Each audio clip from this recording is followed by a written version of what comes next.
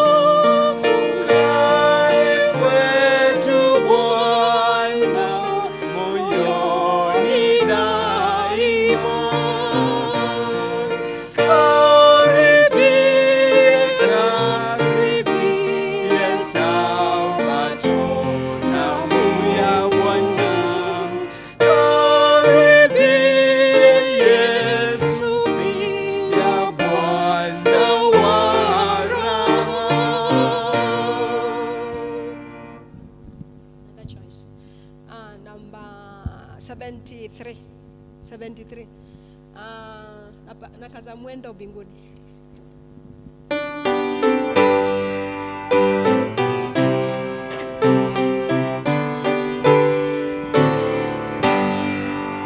Nakaza mwendo mbinguni, kila siku napanda juu, naomba nikisafiri, Bwana uniongoze juu. Bwana uninue juu kwa imani, hata mbingu juu kuliko dunia. Bwana uniongoze juu. Moyo wangu hautaki kukaa palipo shaka, wengine wapenda chini, nia yangu ni kupanda. Bwana uninue juu kwa imani, hata mbingu juu kuliko dunia. Bwana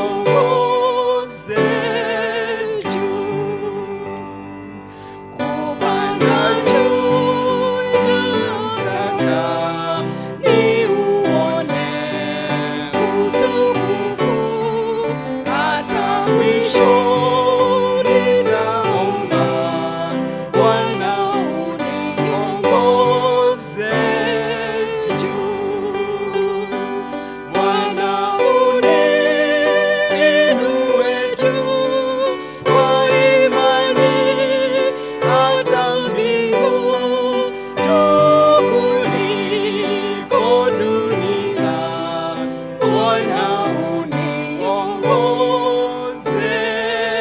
juu. Chagua sasa.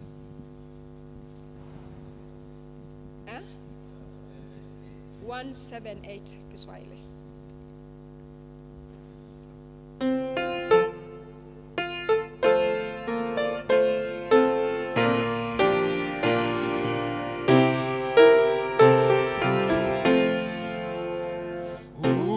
Ukingoni mwa Yordani ninaangalia bara nzuri ya Kanaani ninayotamani. Tutakaa pamoja na Yesu katika pwani yenye raha. Tutaimba wimbo wa Musa na Kondoo milele hata milele. Bara ile ina nuru, nuru ya milele. Kristo jua utawala kufukuza giza. Tutakaa pamoja na Yesu katika pwani yenye raha. Tutaimba wimbo wa Musa na Kondoo milele hata milele. Nitapofikia lini na kubarikiwa penye ufalme wa Baba na kumwona uso. Tutakaa pamoja na Yesu katika pwani yenye raha. Tutaimba wimbo wa Musa na Kondoo milele hata milele. Furaha yangu rohoni ni kuchukuliwa, siyaogopi mawimbi katika Yordani. Tutakaa pamoja na Yesu katika pwani yenye raha. Tutaimba wimbo wa Musa na Kondoo milele hata milele.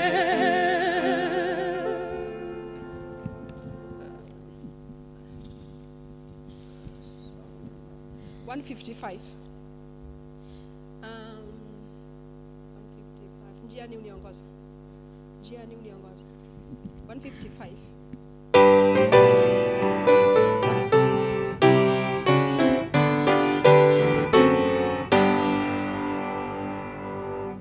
Njiani uniongoza, Yesu wangu Mwokozi. Rehema atapunguza milele kiongozi. Ina raha kuandamana duniani daima. Nijaposumbuka sana, yeye hutenda vyema. Nijaposumbuka sana, yeye hutenda vyema. Njiani uniongoza, hupunguza matata. Nikiugua hupoza,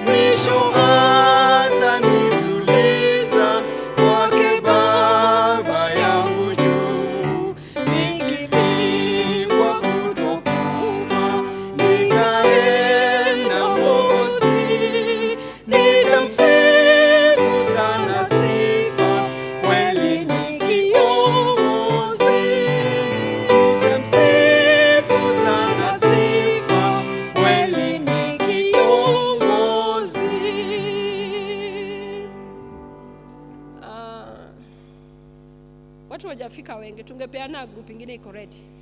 Uko ready? Abel is ready? Okay.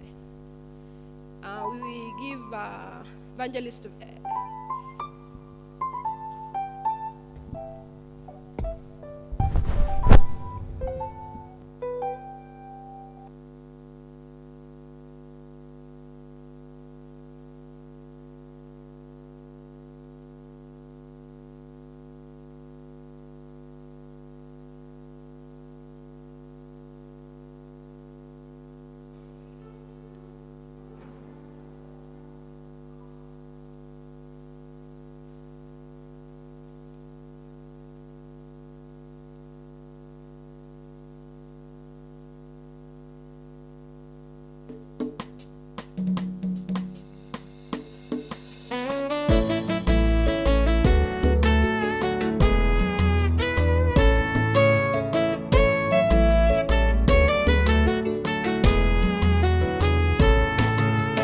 Bwana Yesu akija duniani atatupata tukiwa wapi? Kwake Yesu au kwa shetani? Ndugu tujiulize. Kwake Yesu au kwa shetani? Ndugu tujiulize. Bwana Yesu akija duniani atatupata tukiwa wapi? Kwake Yesu au kwa shetani? Ndugu tujiulize. Kwake Yesu au kwa shetani? Ndugu tujiulize. Haleluya, sote tutamsifu juu mbinguni, kwenye meza ile ya kioo milele zote. Haleluya, sote tutamsifu juu mbinguni, kwenye meza ile ya kioo milele zote.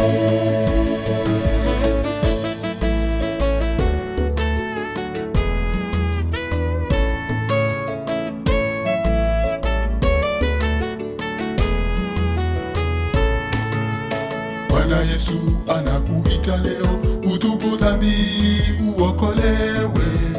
Ni rehema zake Bwana Yesu, sote tuokolewe.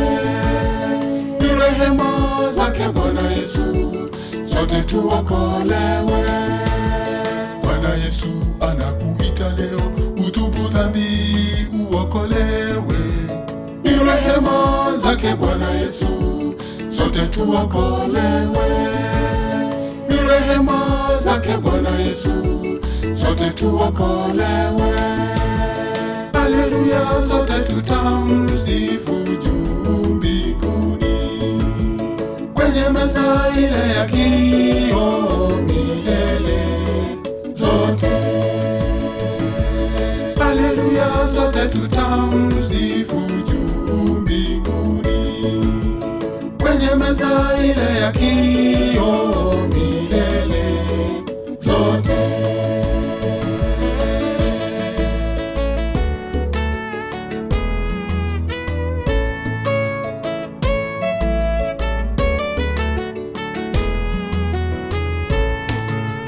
Namshukuru Bwana wangu Yesu kwa kunifia msalabani.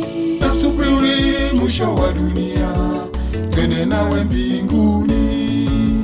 Nasubiri mwisho wa dunia, twende nawe mbinguni. Namshukuru Bwana wangu Yesu kwa kunifia msalabani. Nasubiri mwisho wa dunia, twende nawe mbinguni. Nasubiri mwisho wa dunia, twende nawe mbinguni.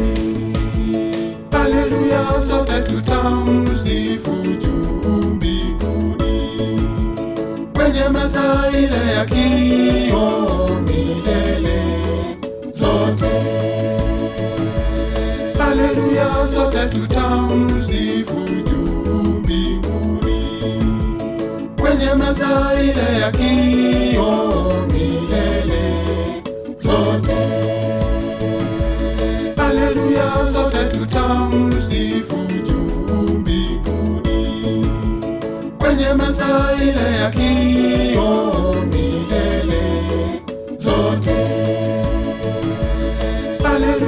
sote tutamsifu juu mbinguni, kwenye meza ile ya kioo milele zote. Haleluya, sote tutamsifu juu mbinguni, kwenye meza ile ya kioo milele zote.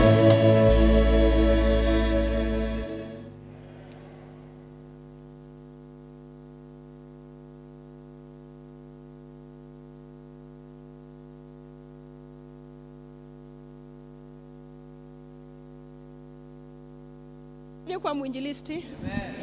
Tunashukuru sana kwa wimbo mtamu. We'll do 157. Kama sijui kama watu wa Ranen wako wote, Ranen conference bado. Coast Kenya Coast bado.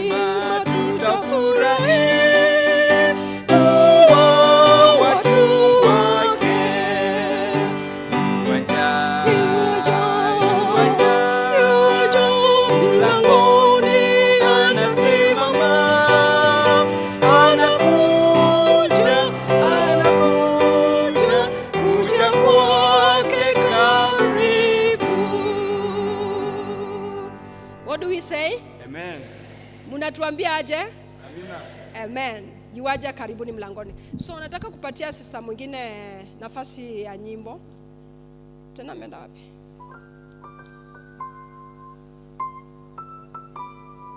Ako huko.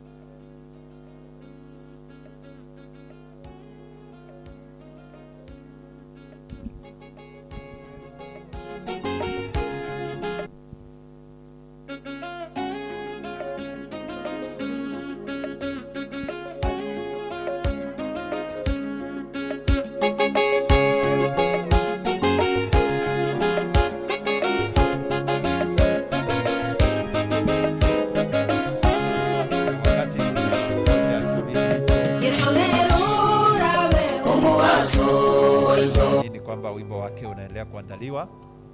Tuna ushuhuda ambao ulipaki, tutakuwa tunaukaribisha mara tu baada ya yeye kumaliza ushuhuda wake na wimbo wake, tutakuwa tunaingia katika hali hiyo. So we reserved Dr. Yambo all the way from Ranen Conference kwa ajili ya ushuhuda wa siku ya leo. Wherever Dr. Yambo is, we tuna request wale mnaweza kumwasiliana muwe pamoja, aweze kufika mara moja. Otherwise, asante sana dada wetu, tunashukuru. We hope that when all is right, we shall be able to have a song from our sister. Ndugu Abel, nataka kushukuru kwa nyimbo zako, zimekuwa nyimbo za kutupa moyo sana. Bado tutaendelea kukupa nafasi kuona ya kwamba tunaendelea kuwa katika hali nao. Kesho tunataka kuwasihi kwamba kwa sababu ya ibada jinsi imekaa, tuweze kufika hapa saa 2 kamili, sio saa 2:30. Saba skuli yetu itaweza kuanza saa 2 asubuhi, saa 2 kamili, yani 8:00 am asubuhi. Kwa hivyo tuchukue breakfast yetu in good time, tuwe tayari tukaingie hapa saa 2 kamili. Itaongozwa na publishing ministries directors wa fields and conference zote katika East and West Kenya Union conferences. So kindly let us be here in time so that we enjoy our day tomorrow. It is going to be a very wonderful worship you will not wish to miss. Is your song ready?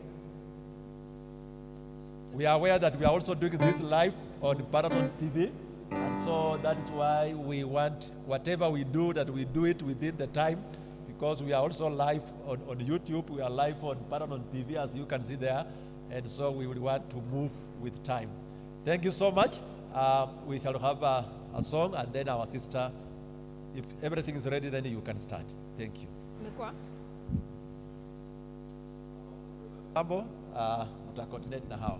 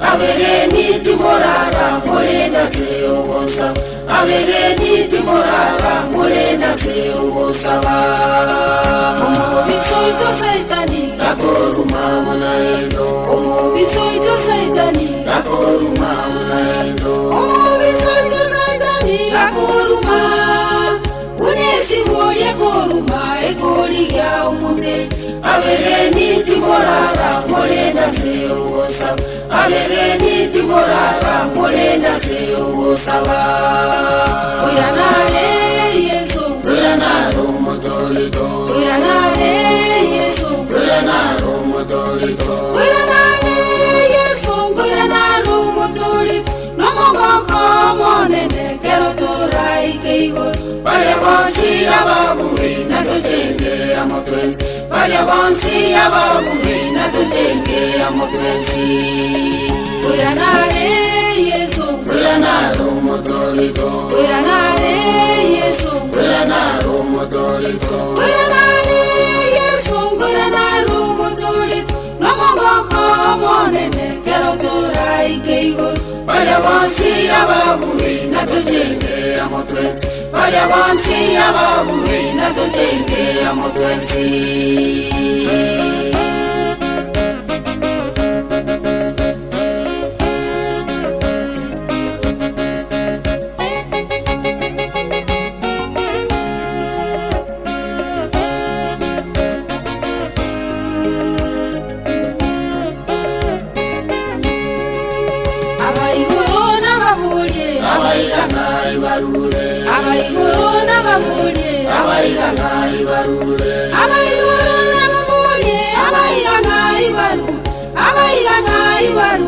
babegete anganda Yesu na bairanele ababonsi na babu Yesu na bairanele ababonsi na babu abaiguru na babulye abaiganga ibarule abaiguru na babulye abaiganga ibarule abaiguru na babulye abaiganga ibaru abaiganga ibarule babegete anganda Yesu na bairanele ababonsi na babu Yesu na bairanele ababonsi na babu uyanale Yesu uyanaro motolito uyanale Yesu uyanaro motolito uyanale Yesu uyanaro motolito nomogoko monene kero turai keigo pale bonsi ababuhi na tujenge amotwensi pale bonsi ababuhi na tujenge amotwensi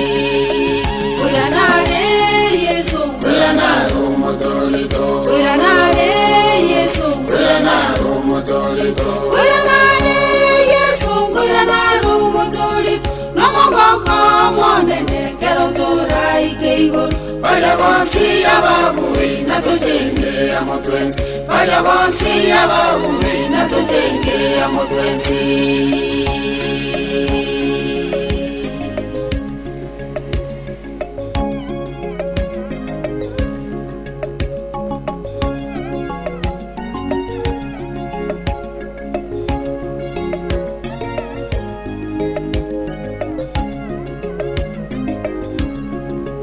uyanale Yesu uyanaro motolito uyanale Yesu uyanaro motolito uyanale Yesu uyanaro motolito nomogoko monene kero turai keigo pale bonsi ababuhi na tujenge amotwensi pale bonsi ababuhi na tujenge amotwensi uyanale Yesu uyanaro motolito uyanale Yesu uyanaro motolito uyanale Yesu uyanaro motolito nomogoko monene kero turai keigo pale bonsi ababuhi na tujenge amotwensi pale bonsi ababuhi na tujenge amotwensi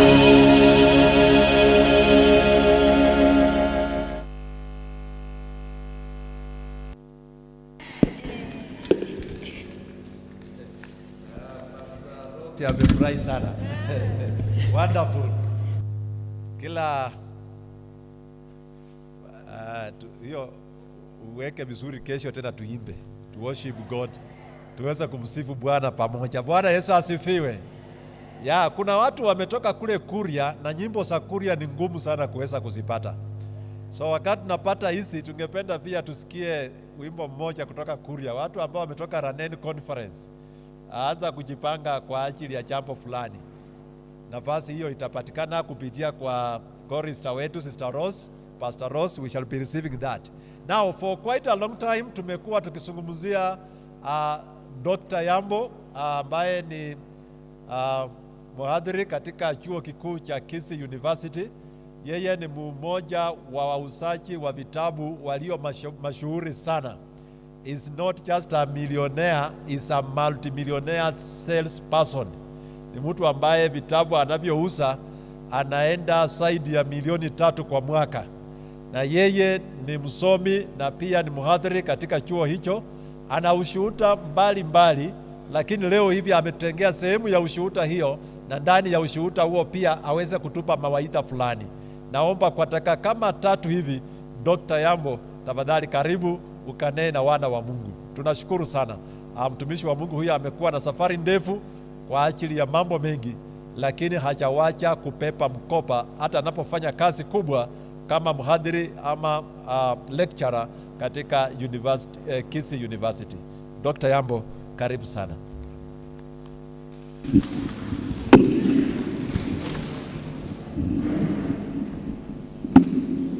Hey, these lights are great. You mwezoea? Okay, good evening everyone. In this country kulikuwa na mtu, and that person in the 70s alikuwa minister katika serikali ya Jomo Kenyatta. Alikuwa anaitwa Stanley Shepashina Oloitiptip. Some of you know him. He was a minister, and in himself he was a tourist attraction. People could come to see him. Those of you who are old enough, I hope you understand, you know who he was. Alikuwa nakula mbusi moja peke yake. Siku moja the late Uku Robert alimuleta kule kwetu Seme, and I was a scout tukamtengenezea mbusi, and I was standing somewhere to see how he was clearing. It was a tourist attraction.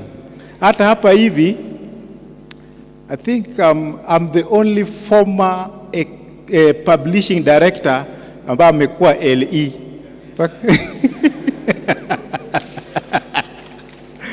Publishing director ambaye amekuwa LE. And I thank God for that. Now, he requested me to give a testimony on how I sold the books to the president of Uganda. That's what I want to tell you briefly. In fact, it happened when I was a student in Bugema, and then I got my feet through canvassing, literature evangelism. And at that time, I was doing my ministerial practicum in a church called Najanakumbi SDA Church in the outskirts of Kampala. And then the then pastor of that church, Pastor Sendaula, told me that, Pastor, I want to introduce you to our first elder. That was none other than Dr. Kiseka, who was the vice president. So we organized, because he was a signatory of the church account, and we were making church pews. So he could be sending me to him severally. So as an assistant pastor doing ministerial practicum, he had to show me some other people and their offices so that we could transact church business at any time. Then we organized. And wherever I was working, I had a briefcase full of books. I packed my books and we went. And in the State House or those places, they are guarded places. You don't go with something closed for security reasons. Though during that time, there was no Al-Shabaab, so things were not as tight as they are today. Then I packed my books. Then we went to see our church elder, though he was the vice president, but we went there capacity as our church elder. So kufika pale, immediately we went in, we transacted the business he introduced me to him officially, though he saw me in church, and other things concerning the pews matter, because he assigned me to oversee the church pews program through Dr. Kisaka, who also happened to be a signatory. Then immediately, before we could leave, we saw lights in the office, red, green, and we were wondering, what is it? Then alikuwa anatuambia, tofayo mukulu atuse. Yani, don't worry, the big man is coming, so don't go. Then, before long, some askari came and stood somewhere. Another one came, stood somewhere. Then the big man was coming all the way where we were. The office was so big, like a hall. Then, when he reached, there was an empty chair.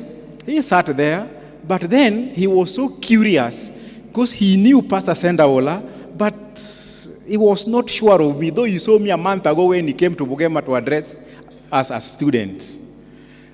I was a student leader, so I sat next to him. At least he had an idea. Did I see you in Bugema? I said, yes, you saw me in Bugema. Then he started asking, Mukulu, olina bageni balunji nyolero bakutumide chito labe. Yani, big man, you have big visitors today. What have they brought to you? We see. He was coaxing me to open the briefcase. He was so curious. Then I saw him turning like this. You know, these big people, they have something. Some of you don't know, let me tell you. Our former president, Kenyatta Jomo, alikuwa na kitu. Kwa ile fly whisk yake hapo nyuma, kulikuwa na kitu. Even the former president Moi had ile kitu, kwa ile kitu ya Nyayo kuna kitu, which is bullet repellent. Na mtu kama Raila and Museveni, they have something. They always put it, if you look at them keenly, it look like a pen, but not a pen. With them, they put it somewhere here. Kawonda had it, I don't know, in a handkerchief or something of the sort, which he could not put down. Anyway, so I saw him turning like this, so that that thing could face where I was. Then I said, I knew what he was doing. Then I opened the briefcase. I told him, I have very good books. We had a book called Modern Medical Guide, very big, like this other Bible we are selling. There's some of you who know it, Modern Medical Guide, a big one. I told him, this is good if you have a snake bite. I know you have trained medical officers, but this one, your first aid in nzuri sana. Ingine, just quickly. Then, if you told us, he addressed us last month, I reminded him, when you came to Bugema, you told us we should be job creators, but not job seekers. You know, he's an economist. Then he said, yeah, that is what I said. You were there, yes, I was the small president who was sitting next to you. I was the student leader. Then, there I can remember. But now I don't have money. Then I said, I know you don't work with money, but through you will get these books, and I know you utanichangia. Then from there, he asked me, how much? Then I quantified, and they were about 270,000 Uganda shillings. Uganda shillings. By then it was about 270,000 Uganda shillings, those books. Then Kiseka asked me in Doluo, Omin Adi, yani how much? He knew some Doluo because history has it that he used to be an elder in Maxwell in Nairobi. Those who are old enough here, maybe you understand that. When Museveni was in the bush, he was in Maxwell and he was soliciting money, though that is another story for another time. So he knew about Doluo. So he told me, how, Omin Adi. I told him, Miario Peraberio, Kanyambia, Omin Medi. Then I asked him, Adi. Akaniambia, Mia Boro Piero Chico. Mia Uchiel Piero Chico. 690. Then I looked at him, he said, Mia Uchiel Piero Chico. He insisted. Then I told him, 690,000. Then Luachio Sera, why are the books expensive? Before I could say anything, the vice president told him, Omeambe ko kubanga alikusomero nae alimusumba wa fe. Yani help him. He's our student in college and he is also raising maybe money for himself. Then akatingisa kichwa hivi. Okay, then he said, okay, nipatie karatasi. Elinya Liogwani, what is your name? Then I told John Yambo. Akandika, pay John Yambo 690,000 Uganda shillings. Then from there, I took the letter. But during that time in Uganda, there was no national ID cards. Anybody could take the paper, camouflage to be Yambo, to be paid. Then I prayed, now what do I do? Then, because they didn't have national ID cards. Now I think they are having. You could go to a street, you get kama ile kitambulisho ya shule ya zamani, you take your photo, unabandika pale, unaenda kwa bank, you proceed. Then I took the letter to DOD. Now DOD, Department of Defense, where I was sent, is a no-go zone. Now it had 4 gates. The first gate, I saw wale vijana who were small soldiers. Reaching there, when I saw them, also having passed through Moi barracks up in Kenya, I knew what to do. But I didn't want them to know that I had an idea. So reaching there, I could see them saluting. Mi naye nikakauka kidogo. Now, ukikauka hivi, wanaona kama umewaheshimu. Then they let me pass. Reaching the second gate, I found more senior soldiers.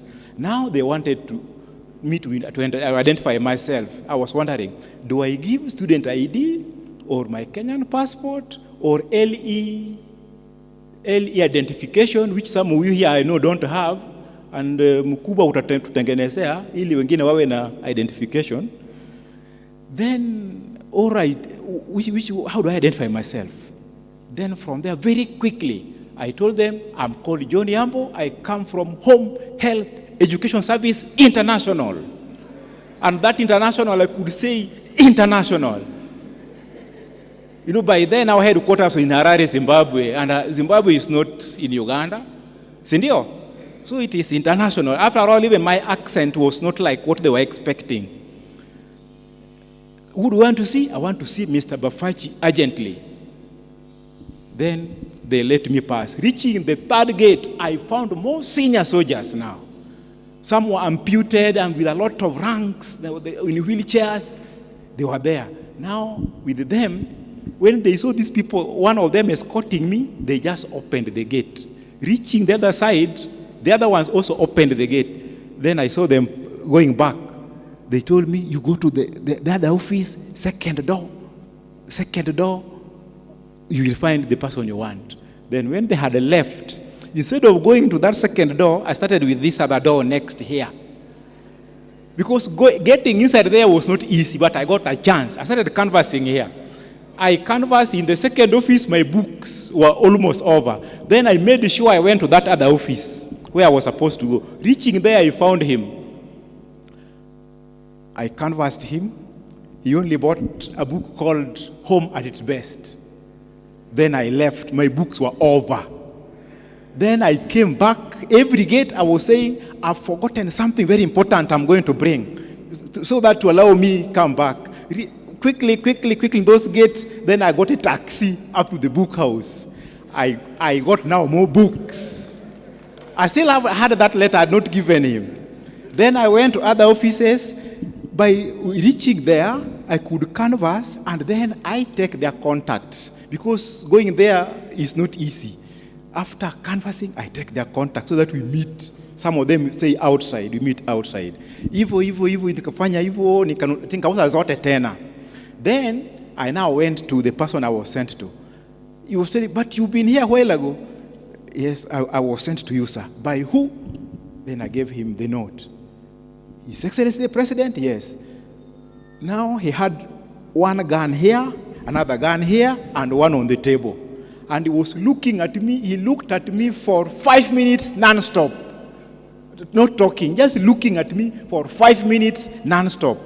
I was also looking at him about praying kimoyomoyo. Nilikuwa naomba tu kimoyomoyo.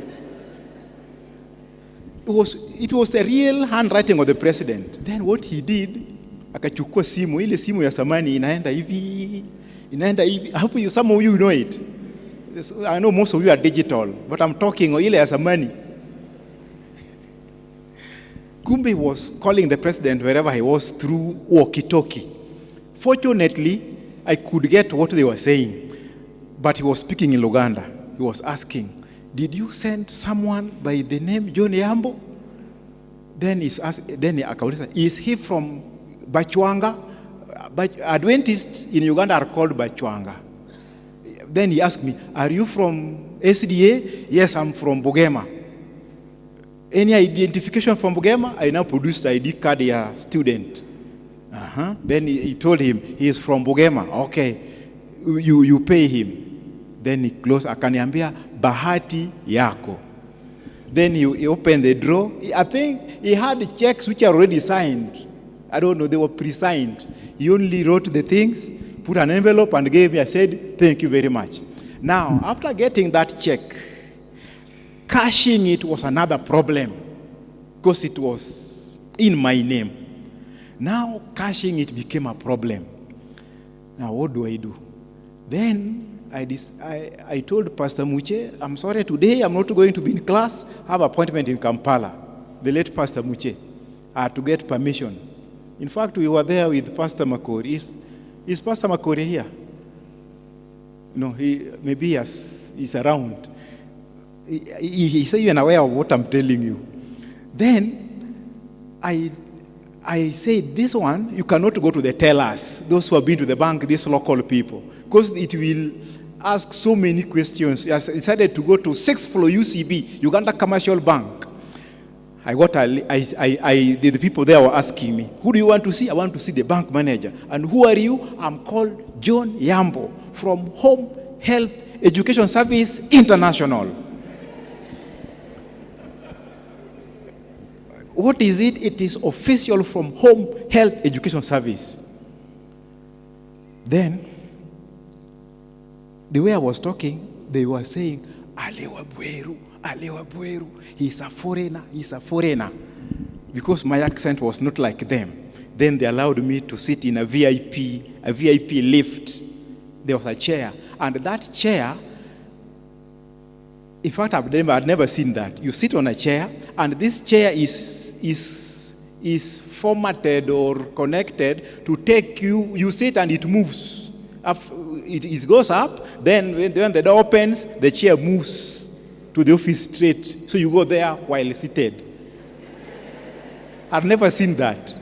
Now, reaching there, I found the bank manager. Then I read his name, Oshen, someone like Ochieng, but being an Acholi from the other side, they don't have H. They don't have H. So it is Oshien, something of the sort. Then I greeted him, Omin, Kopango. I started speaking now in the other language of the north. Kopango, Kope, ini bedonga, anabedo John Yambo. John Yambo Onyango. I brought another name, Onyango. Oh, Nyango, no mean. Then I didn't tell him that I've come to cash I started canvassing him. And he was telling me, when Amin chased them from Uganda, he went to Nairobi, and some Luo man called Mr. Willie assisted him and even assisted him in the university, and he did accounting. So the Luos of Kenya really assisted him during the time Amin gave them hard times. Okay, we talked, even ordered tea, and we ate, and we were laughing, and things were okay. He bought a half of my books.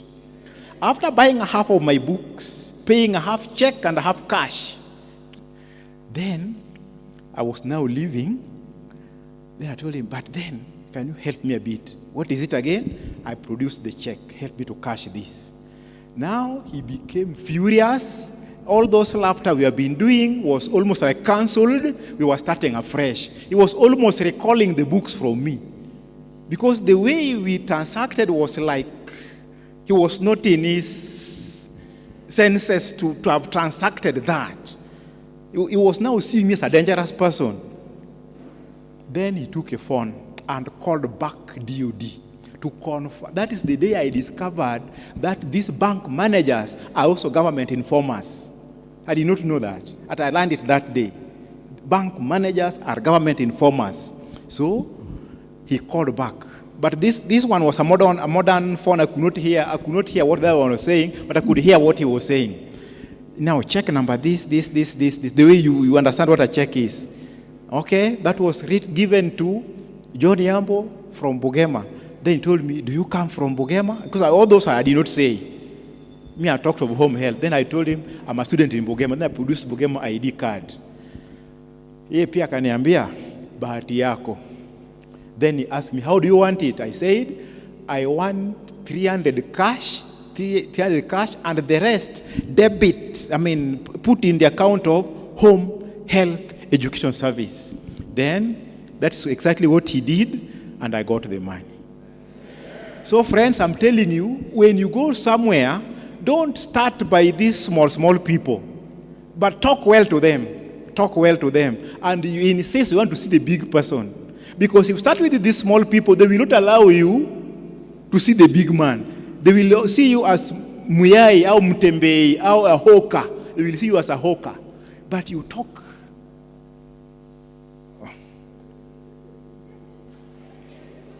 You mean you are behind here? Anyway. Okay, let me summarize.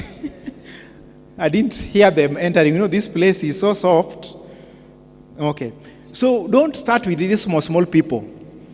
Talk well to them and let them lead you to the big. And don't even tell them some few things. Just say you come from home health education service and you have a special message or information to pass to the big man, and you leave it there. If you didn't have an appointment. Because if you start with the small people, they will allow you to see the big person. So that is what I did, and that's what I expect I would like you to do. Now, finally, this is another one. Yesterday, Pastor, the one who talked of policy, Pastor Marundu, yes, he talked to us. Please, as an LE, do this. This one I'm telling you from experience. Make sure that when you get a receipt from the book house, keep your receipt and have a file of all the receipts. And any document that is showing that you are LE, please keep.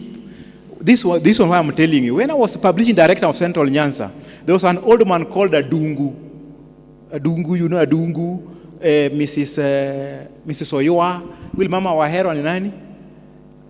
Yukabito Dongo. They are retired, but they didn't get any benefit. So they came to me. They asked me, I've been a colporter from 1973. Na sijapata kitu and I'm old, I'm almost dying. What do I do? And I've been coming here.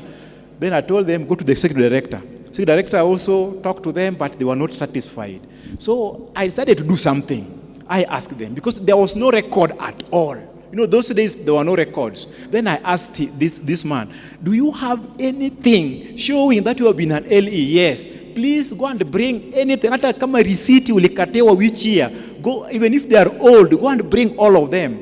He went and searched for 1 week. He came with an envelope full of old torn receipts. Then I could connect the dates. Some books were sold at 2 shillings. Some books were sold at 13 shillings.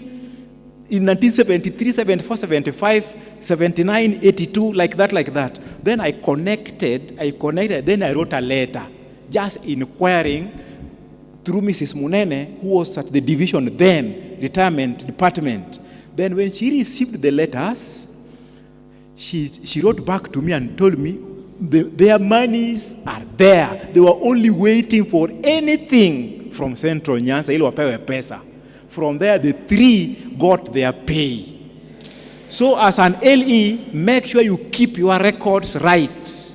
It might save you. Never know who is in the office next and how they keep records. Your record can salvage you. Otherwise, I would have talked.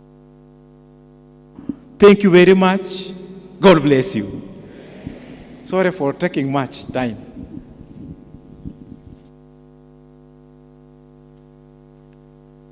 Tunasemaje kwa ushuhuda mzuri huo? Ya yenyewe kukaa kwetu hapa ni muda mfupi, hatungeweza kupata yote tunayotarajia, lakini kwa yale machache kuna kitu ambacho tumejifunza. Tunaingia katika ibada ya siku ya leo, na kwa ajili ya kuanza ibada hiyo nitafanya tangazo moja hapa, alafu nimlete dada wetu Pastor Rose ili atuletee wimbo namba 65 stanza ya kwanza na kiitikio peke yake. Kuna ndugu wetu moja ambaye amepoteza mkopa wake mdogo sana ambao ni size ya kitabu hiki na umeandikwa Liberty Insurance. Kwa hivyo kama umeona kijipaki kile, unaweza ukakipatiana hapa mbele, nasi tutafanya bidii yetu ya kuweza kukiwakilisha. Kwa sasa hivi Pastor Ross na mwenzako, tafadhali karibuni kwa ajili ya wimbo namba 65 stanza ya kwanza na chorus yake. Tusimame wote.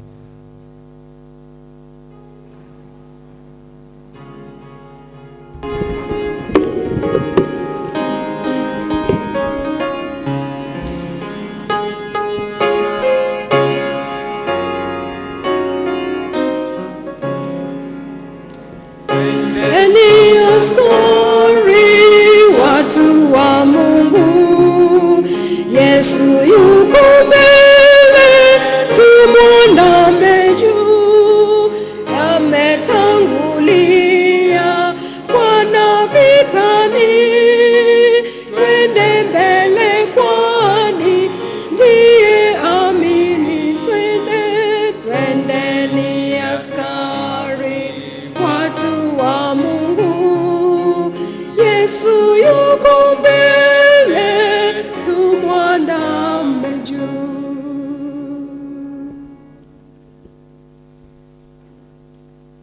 Baba na Mungu wetu unaishi milele, tunashukuru na kuliinua jina lako jioni ya leo, masaa matakatifu ya siku njema ya Sabato.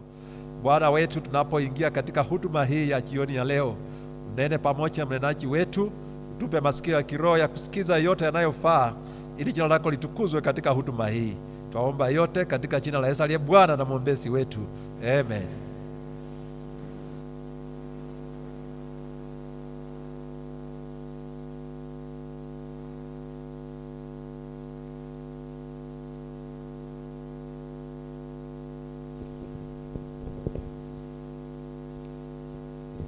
Wapenzi wa Bwana, mbele daima. Mbele daima. Bwana atupe roho. Bwana atupe roho. Publishing ministries, serving God in tough times. Thank you so much.